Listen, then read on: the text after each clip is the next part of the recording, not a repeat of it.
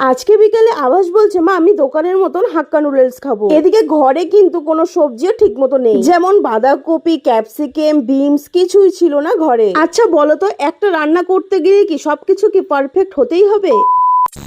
গ্যাসে কড়াই বসিয়ে দিয়েছি, কড়াইতে দিয়ে দিয়েছি জল। জলটা ফুটে গেলে সাদা তেল, লবণ দিয়ে নুডলস দিয়ে ভালো করে সিদ্ধ করে নিলাম। এদিকে ঘরে আছে কয়েকটা গাজর, গাজরগুলোকে ভালো করে ছিলে লম্বা লম্বা করে কেটে নিচ্ছি। আর ঘরে তো সবসময় আলু থাকেই, সেই আলুগুলোকে সেম ভাবে গাজরের মতন কেটে নিয়েছি। তারপর কড়াইতে অল্প একটু সাদা তেল দিয়ে কয়েকটা ডিম অল্প লবণ দিয়ে ভুজিয়া করে নিলাম। ভুজিয়া হয়ে গেছে, একটা আলাদা প্লেটে রেখে দিলাম। তারপর কড়াইতে সাদা তেল দিয়ে আলু দিয়ে লাল লাল করে ভাজার পর দিয়ে দিলাম গাজর। গাজরগুলোকে হালকা নাড়াচাড়া করার পর দিয়ে দিলাম পেঁয়াজ কুচি, আদা রসুন গ্রেট করে হালকা নাড়াচাড়া করার পর সিদ্ধ করে রাখা নুডলস দিয়ে গোলমরিচের গুঁড়ো, অল্প একটু মিট মশলার গুঁড়ো দিয়ে স্বাদ মতো লবণ দিয়ে সয়া সস, টমেটো সস, লবণটা কিন্তু খুবই বুঝে দিতে হবে কারণ সয়া সসেও লবণ থাকে আর সিদ্ধ করার সময় নুডলসে লবণ দেওয়া হয়েছিল। তারপর আর কি দুটো হাতা খুন্তি নিয়ে ভালো করে দোকানের মতো দেখো নাড়িয়ে চাড়িয়ে নিচ্ছে। তারপর ডিম ভুজিয়াটা দিয়ে করে স্যালাড সস দিয়ে পরিবেশন করে নাও গরম গরম। কি হয়ে গেল না আলু দিয়ে হাক্কা নুডলস, কি স্বাদ।